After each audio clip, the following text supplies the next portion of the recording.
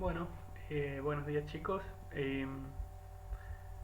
Vamos a iniciar hoy los ejercicios referidos al capítulo 2.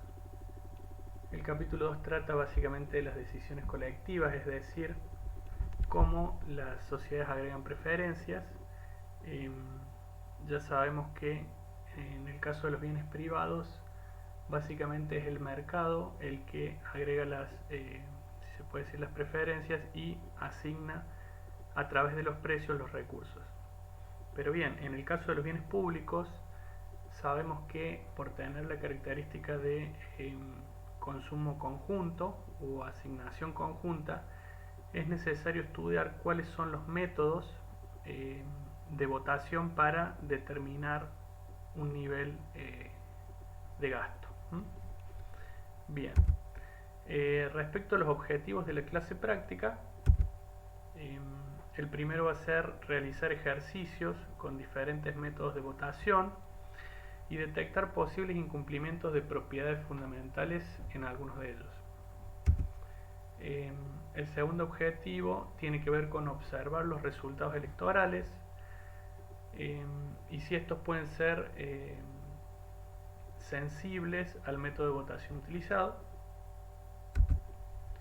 Y en tercer lugar, estudiar cuáles son las condiciones que deben cumplirse para que las preferencias sociales sean racionales. Bien, vamos al ejercicio 1.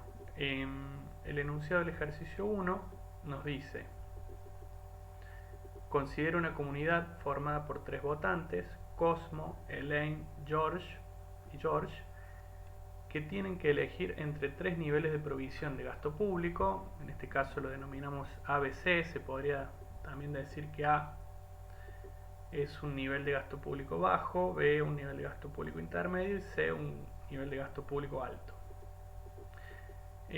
Sus preferencias están representadas en el cuadro 1 y cada columna muestra cómo ordenan las opciones.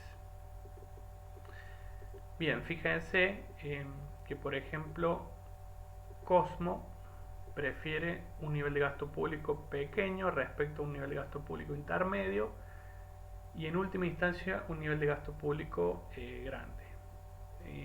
Por otro lado, Elaine tiene preferencias inversas a Cosmos, es decir, prefiere en primer lugar un nivel de gasto grande, en segundo lugar un nivel de gasto intermedio y en último lugar un nivel de gasto pequeño. Y George prefiere un nivel de gasto intermedio a uno grande o a uno pequeño. Bien, el enunciado nos dice compare la opción, el primer enunciado del ejercicio nos dice compare la opción A con la B y la opción C con la B y qué opción gana en ese caso. Si comparamos la opción C y la opción C y la opción A y C con B, ¿qué sucede?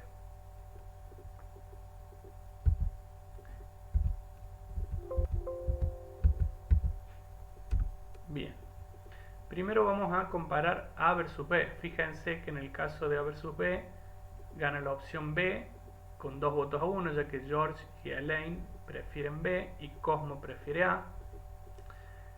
En segundo lugar, vamos a hacer competir esa opción ganadora, la opción B, con la opción C.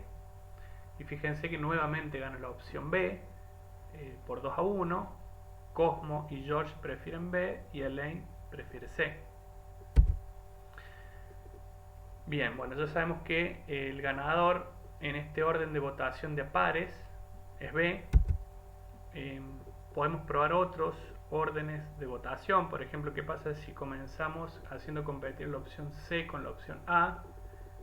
Se puede observar que gana C 2 a 1, es decir, Elaine y George prefieren C a A y Cosmo prefiere A. Luego podemos hacer competir esa opción ganadora C, en este caso, contra B y concluimos que gana B 2 a 1. Bien, entonces, ¿qué es lo que sucede? Nuevamente gana B. O sea, aunque el orden de votación haya sido distinto, fíjense que siempre gana la misma opción y hay una única opción que le gana a todas las opciones alternativas en un sistema de votación secuencial de pares. Entonces estaremos en condiciones de decir que B es un ganador de Condorcet, justamente por esto último que dije. Le gana a todas las alternativas en un proceso de votación secuencial de pares de elecciones. Bien, digo que el ganador esté asegurado y sea único y sea independiente del ordenamiento de los pares a competir, tiene que ver con las características de las preferencias de los individuos que participan en la votación.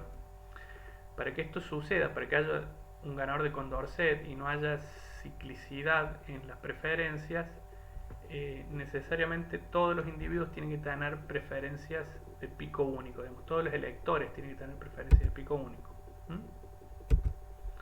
Fíjense en el cuadro adjunto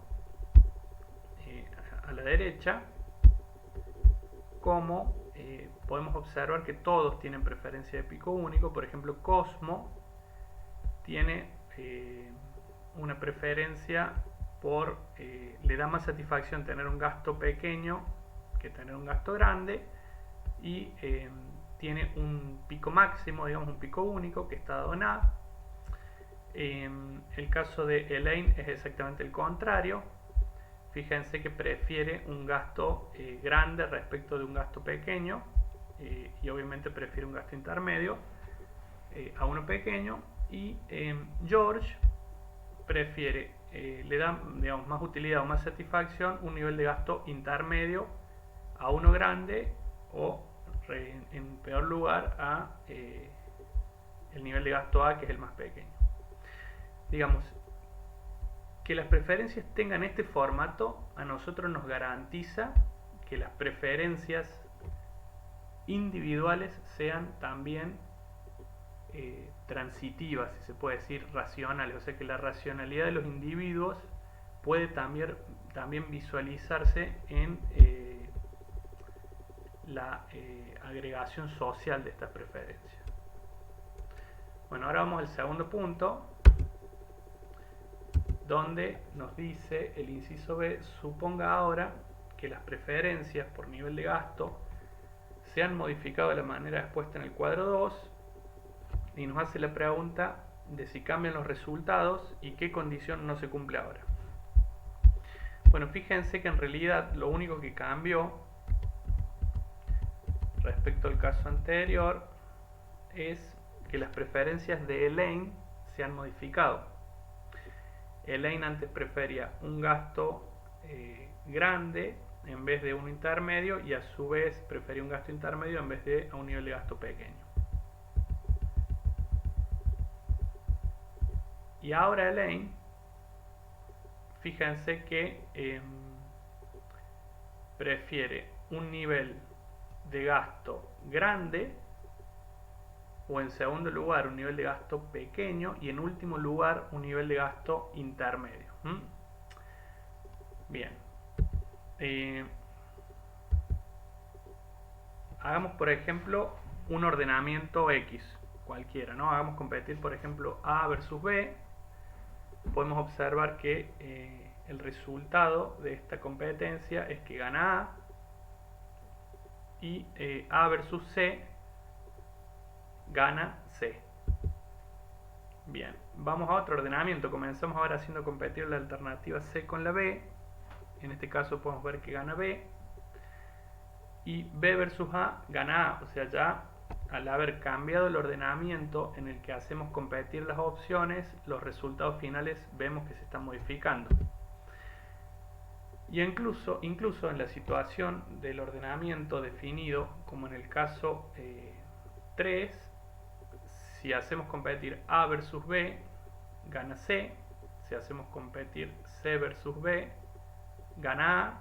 Es decir que al fin y al cabo, de acuerdo a cómo ordenemos o a cómo los votantes o los electores ordenen la secuencia de votación, puede ganar su alternativa más preferida. Esto básicamente, ¿por qué sucede? Y bueno, en primer lugar, o la primera conclusión a la que podemos llegar es que no hay ganador de Condorcet, no hay alguien que, independientemente de los ordenamientos de los pares a votar, le gane a todos siempre. Es decir, que existen preferencias cíclicas y se podría decir que no existe transitividad en las preferencias sociales, más allá de que haya transitividad y por ende racionalidad en las preferencias individuales, por lo que manipular la agenda podría inducir un ganador. Bien. Y algo que ya había sugerido al inicio, esto sucede porque Elaine ya no tiene preferencia de pico único, prefiere ahora gastos extremos que un gasto intermedio. Fíjense acá, el gráfico lo muestra como Elaine ahora prefiere un gasto intermedio, un gasto pequeño, un gasto intermedio, o un gasto grande a un gasto intermedio. Que esta preferencia se haya modificado y haya dejado de ser de pico único, es decir, que de alguna manera la función de utilidad sube desde un mínimo para un lado o para el otro, partiendo desde B. Lo que sucede con esto es que de alguna manera no se cumple el teorema de pico único de Black, que nos sugiere que si hay una alternativa que no es la peor para ninguno de los tres electores, tendremos una agregación de preferencia racional. Bueno, en este caso, al Elaine dejar de tener, digamos, o al Elaine tener a B como la peor, como su peor opción, rompe la posibilidad de poder obtener un resultado grupal transitivo y racional. Porque digamos, la intuición de esto es la siguiente: antes Elaine prefería gastos intermedios a gastos extremos, y como a su vez competía, digamos, su elección con gente que quería gastos pequeños o intermedios, ella se presentaba como la solución intermedia a los dos extremos de sus otros dos oponentes. Pero ahora ese equilibrio de alguna manera se rompió. Ya ella no es la, si se puede decir, la oferente de la solución intermedia. Es como que su cambio en las preferencias destruyó la posibilidad de un consenso. Ese sería el trasfondo. Bien. Básicamente lo que vimos en el primer ejercicio es que existe la posibilidad de que si las preferencias de los electores no cumplen la condición de pico único, la agregación de estas preferencias que individualmente son racionales, socialmente dejen de serlas y sean transitivas, cíclicas. Existe la posibilidad de manipular las agendas para que gane uno u otro resultado. Entonces esto en sí es un problema para este sistema de votación, ¿no? Bien, vamos ahora al ejercicio número 2. Dice: suponga que el perfil de preferencias de una elección es, bueno, como la describe la tabla. Para que se ubiquen, acá esta tabla, ¿qué es lo que nos quiere decir? Nos quiere decir, por un lado, que hay 5 más 7 más 4 más 3, es decir, unos 12, 16, unos 19 electores, si no me equivoco, divididos en cuatro grupos que tienen las mismas preferencias. Por ejemplo, existe un grupo de 5 personas que prefiere A a B y que prefiere B a C.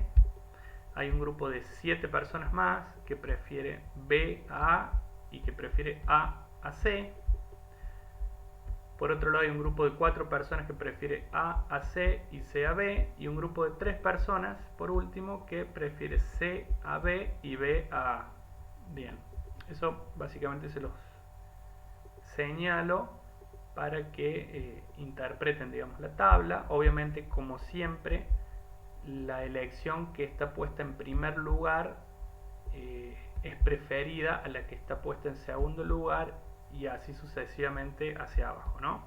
O sea, denota el orden de preferencias o de importancia o de satisfacción que le da a cada persona o a cada grupo cada una de las elecciones posibles. Bueno, nos dice el enunciado. Bien,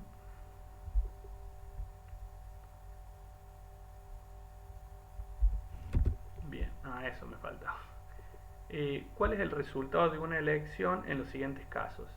El método de la mayoría absoluta, si es utilizado el método de la mayoría absoluta, si es utilizado el método de pluralidad, si es utilizado el método de Borda con puntuación 2, 1, 0, y nos pregunta al último si cambia el ganador de Borda si se elimina la opción C.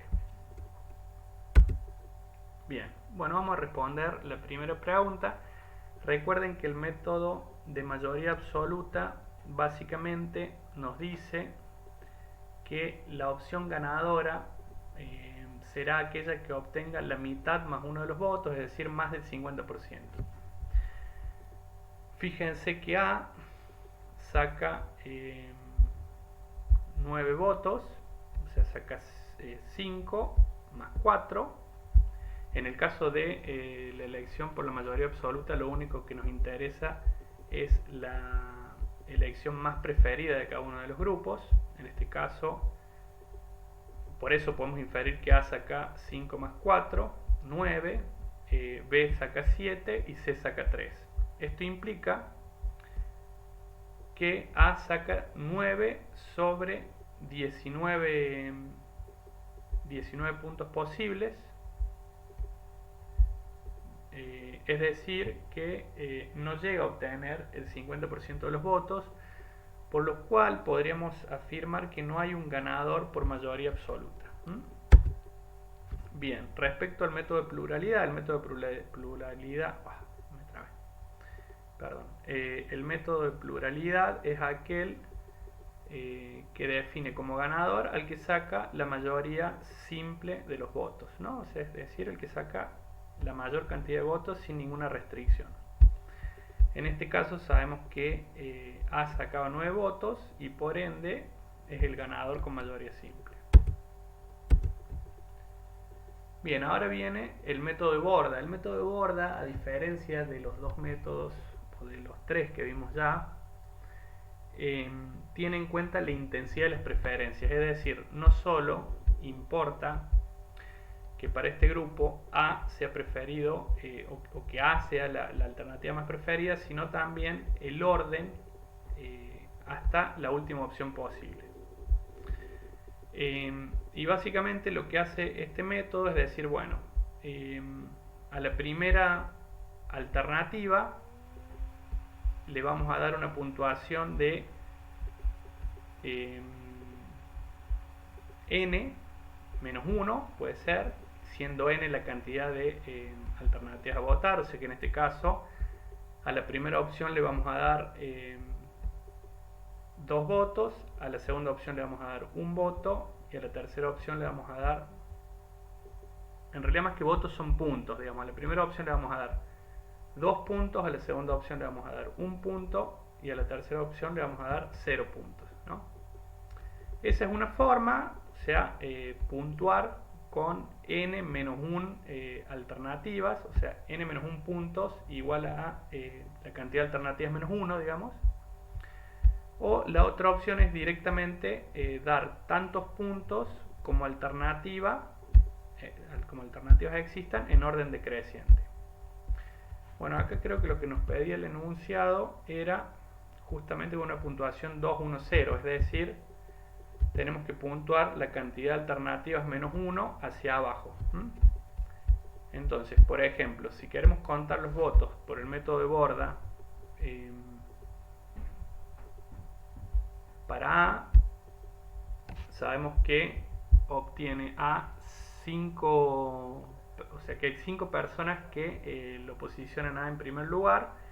Por ende, acá sacaría las 5 personas por los 2 puntos, por estar en primer lugar, más 7 personas que lo posicionan en segundo lugar. Entonces, esas 7 personas se las multiplica por 1, más 4 personas que a su vez a A la posicionan en primer lugar, entonces lo multiplicamos por 2 puntos, más 3 personas que la posicionan en último lugar y por ende la multiplicamos por 0.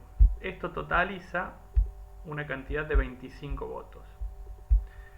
Bueno, después si queremos contar los puntos de la alternativa B, podemos decir que estos 5 grupos de personas, al posicionarla en segundo lugar, suman un punto.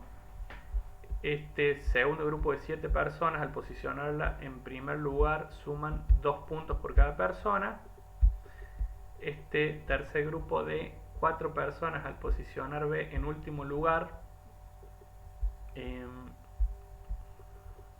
básicamente, bueno, acá tengo, claro, no, suman 0. Y este grupo de 3 personas posicionan a B en segundo lugar y por eso se lo multiplica por 1. Entonces, bajo el método de Borda, la opción B obtiene 22 puntos. Bien. Actuando de la misma manera con C, C obtiene 10 puntos, por ende el ganador bajo el método de Borda sería A. Bien, tengan en cuenta acá que lo importante de este sistema de votación es que tiene en cuenta la intensidad de las preferencias. No es que solamente importa la alternativa más deseada por cada grupo o por cada elector, sino que a su vez importa el orden subsiguiente de preferencias, ¿no? Bien, ahora nos hace una siguiente pregunta. Nos dice, ¿qué pasa si se elimina la opción irrelevante? El método de Borda, ¿qué resultado arroja? La opción irrelevante en este caso la podríamos calificar como la que tiene menos votos, o sea que es la C. Por ende, ahora este panel nos quedaría reducido en una fila. Por ejemplo, acá tendríamos solo A y B, y A sumaría un punto y B 0 para este grupo. En este caso, B sumaría un punto y A sumaría 0 para estos 7. Para estos 4, A sumaría un punto y B 0 y así sucesivamente. Bueno, con este cambio, digamos, en las condiciones de la elección, donde se retira, digamos, la opción menos votada, fíjense que A sacaría 9 votos y B sacaría 10. Bueno, básicamente, ¿qué es lo que sucedió? Es que se modificó el resultado cuando se retiró una de las opciones menos votadas. Y este, de alguna manera, es un problema que puede llegar a tener este método, que es sensible, digamos, a alternativas irrelevantes. Por ende, es un problema, digamos. Como lo dijo Arrow, a través de su teorema de la imposibilidad, hace ya unos 70 años, si no me equivoco, esta es una de las condiciones que, digamos, la independencia de las alternativas irrelevantes es una de las condiciones que debería mínimamente satisfacer un sistema de agregación de preferencias que pretenda obtener una agregación social de preferencias racional, ¿no? Ya habíamos visto en el caso anterior que el sistema por mayorías tenía el problema de que las preferencias podían llegar a ser intransitivas, no racionales, ¿no? Bueno, el método de Borda tiene este otro tipo de problema.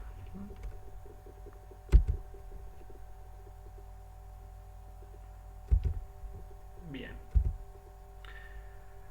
Bueno, ahora vamos a el ejercicio 3, que nos dice que un club con 36 miembros desea elegir a su presidente entre 4 candidatos, A, B, C y D, y el perfil de preferencias es, bueno, primer subgrupo de 16 personas que tiene un ordenamiento determinado, un segundo subgrupo de 10 personas que tiene otro ordenamiento, otro de 8 con un ordenamiento a su vez distinto y uno de 2 con el ordenamiento definido acá en la filmina.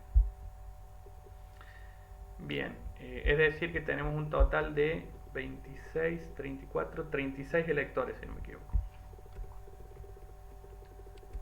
Bien, la pregunta A nos dice: ¿quién será elegido si el club utiliza votación por pluralidad?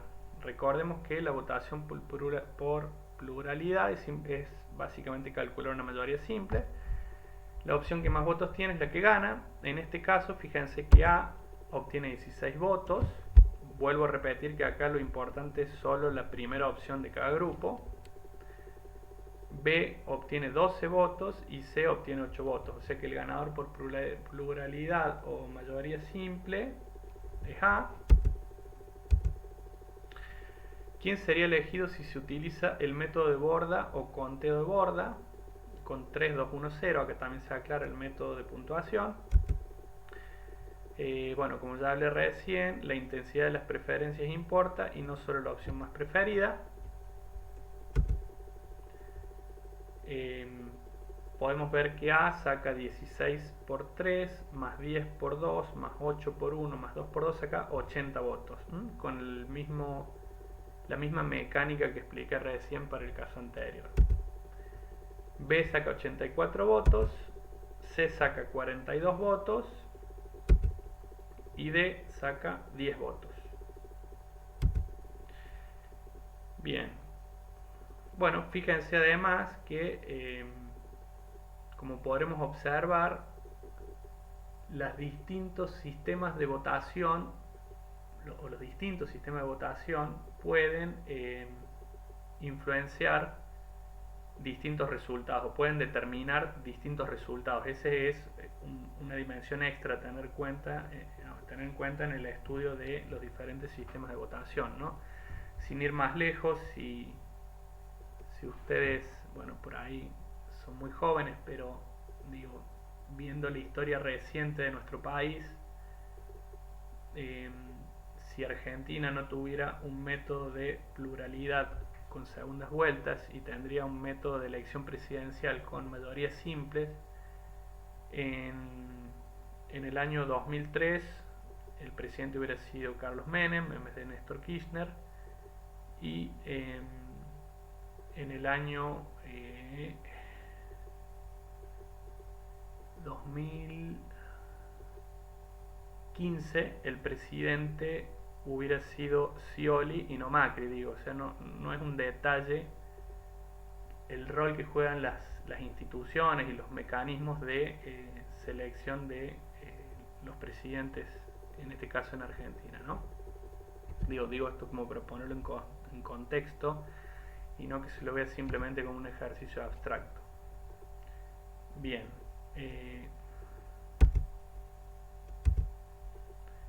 vamos al ejercicio 4.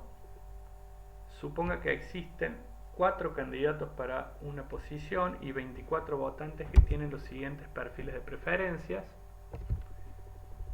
Tenemos un grupo de 5, de 7, 4, 3, 3 y 2 respectivamente, cada uno con su perfil determinado y su ordenamiento determinado de preferencias entre 4 alternativas posibles, que es A, B, C y D.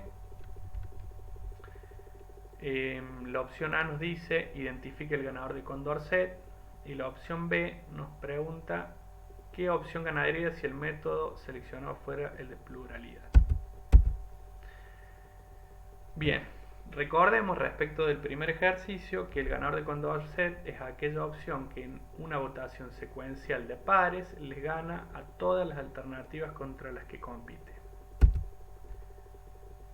Bien, vamos a iniciar, por ejemplo, por la competencia entre A y B. Podemos observar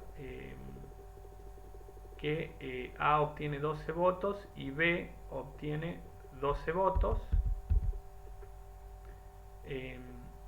Tengan en cuenta acá que en este caso lo único que importa es A y B. Por ejemplo, en el grupo de las primeras 5 electores vemos que A está ubicado en primer lugar y B en cuarto lugar, por ende inferimos que esos 5 personas votan a A.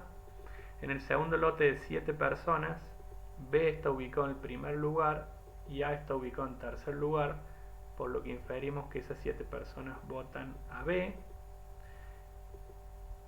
En el tercer lote de 4 electores, A está ubicado en primer lugar, B al último, por lo que inferimos que votan a A y así sucesivamente. Entonces, en función a esta mecánica de comparar para cada uno de los grupos, si prefieren, si en su orden de preferencias A está más arriba que B, podemos observar que A saca 12 votos y B saca 12 votos. Bueno, ahí hago la aclaración que hice recién. Al haber empate, podríamos descartar estas dos opciones como ganador de Condorcet. Recordemos que el ganador de Condorcet es el que le gana a todos en una votación secuencial de pares. Por ende, podríamos darnos el lujo ya de descartar a A y a B. Bien, ahora podemos ver C versus D, por ejemplo, y vemos que C obtiene 8 votos y D 16, por lo que gana D. Y ahora de alguna manera lo que nos faltaría es hacer competir a D contra A y contra B, en el caso que le gane, ¿no? Obviamente a D versus A, vemos que A obtiene 9 votos y D obtiene 15 votos, nuevamente gana D. Y D versus la última opción que le falta todavía por competir, que es B, D obtiene 17 votos y B obtiene 7, por lo cual podemos decir que D es un ganador de Condorcet y le gana a todos independientemente del orden de la votación, ¿no? Podríamos inferir con esto también de que no existen preferencias de pico único. Por ende no existe ciclicidad en la votación y digamos, las preferencias sociales son transitivas también. Bien. ¿Qué opción ganaría? Nos pregunta ahora en el inciso B, si el método seleccionado fuera el de pluralidad. Bien, acá básicamente lo que evaluamos es la mayoría simple y lo que nos interesa, recuerden esto, es la elección, digamos, es la alternativa más deseada por cada grupo, ¿no? Por ejemplo, en el grupo de los primeros 5 sabemos que es A, en el grupo de los segundos 7 electores sabemos que es B. Y bueno, básicamente solo hay que contar la primera alternativa de cada grupo. Bien. Bueno, fíjense que bajo el método de pluralidad o mayoría simple, el ganador es A. Y tengan en cuenta que antes el que ganaba era D. O sea, nuevamente podemos observar cierta sensibilidad de los resultados al método elegido de votación. Bien, hasta acá habremos observado de que las preferencias de los electores sean de pico único es algo muy importante, ya que de alguna manera nos puede asegurar que el resultado de la elección por mayoría sea preferencias sociales transitivas, ¿no? Es como que nos asegura la no ciclicidad de las preferencias y independientemente de que se quiera manipular, por ejemplo, el orden de votación, en el caso de una votación secuencial, siempre ganará la misma elección. Entonces es que las preferencias sean de pico único es una propiedad, digamos, deseable a la hora de observar una votación, ¿no? En consecuencia, vamos a trabajar para determinar si ciertas funciones de utilidad son de pico único. Bien, acá tenemos tres funciones. Una que simplemente nos dice que la utilidad del individuo A es igual a G, la utilidad del individuo B es igual a 2 menos G y la utilidad del individuo C es igual a 4 tercios por G menos G al cuadrado sobre 2. Bien.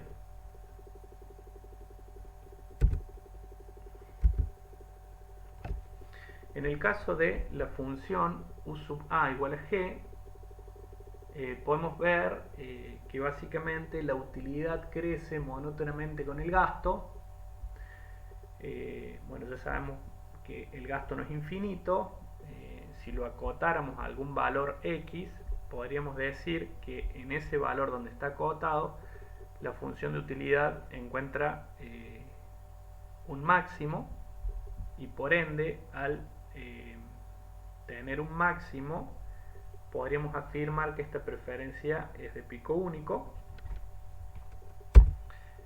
En el caso de la función de utilidad U sub B, podemos ver que existe una relación negativa, a diferencia de U sub A, entre la utilidad de esta persona, digamos, representativa, y el tamaño de G. A medida que crece el gasto, la utilidad se reduce, y cuando el nivel de gasto supera a 2, en este caso, la utilidad es negativa. Por ende, no sería muy intuitivo, digamos, analizar más allá de un nivel de gasto superior a 2, ni un nivel de gasto menor que 0, ¿no? Porque no hay gastos negativos. Por ende, podríamos acotar la variación de esta función en un nivel de gasto que va entre 0 y 2. Cuando el gasto es igual a 0, la utilidad de B es máxima, es igual a 2. Y cuando G es igual a 2, la utilidad de este individuo B es igual a 0, ¿no? Entonces se podría decir que decrece, partiendo desde G igual a 0, la función de utilidad decrece hasta el valor de G igual a 2. En consecuencia, también podríamos decir que presenta un mínimo en G igual a 2 y un máximo en G igual a 0, por lo cual podríamos inferir también que es una función de utilidad de pico único. Y para esta última función de utilidad, que depende del nivel de gasto público, ya es un poquito más compleja. U sub C igual a 4 tercios por G menos G al cuadrado sobre 2. Acá ya vamos a necesitar derivar un poco. Bien, fíjense que la derivada primera de la función de utilidad del individuo C con respecto a G es igual a 4 tercios menos G, por lo cual se puede inferir que el punto crítico de esta función se da en G igual a 4 tercios. Bueno, lo importante ahora es saber si es un máximo o un mínimo, porque si es un máximo, estaríamos ante una función de pico único, una función de utilidad de pico único, pero si es un mínimo, justamente pasaría lo contrario. Ya sabemos que para obtener el máximo de esta función tenemos que tomar la derivada segunda, y la derivada segunda respecto a G dos veces es básicamente negativa, por lo cual en G 4 tercios podemos inferir que la función presenta un máximo. Como dije recién, si presenta un máximo, necesariamente esta función presenta pico único. Bien. Y ahora por último les voy a dejar un pequeño ejercicio conceptual para que no se pierdan. Les paso el libro y el capítulo donde se encuentra la respuesta a esta pregunta o de esta afirmación, y es básicamente la siguiente. El poder de agenda se relaciona con la paradoja del voto. Comente, y bueno, es una lectura recomendada para que ustedes contesten en la próxima clase. Será una especie de actividad para su hogar. Bueno, espero hayan entendido un poco de todo lo que expliqué. Cualquier duda, de todos modos, pueden consultarme a través de mi correo electrónico o en el foro de consultas. Bueno, buenas noches.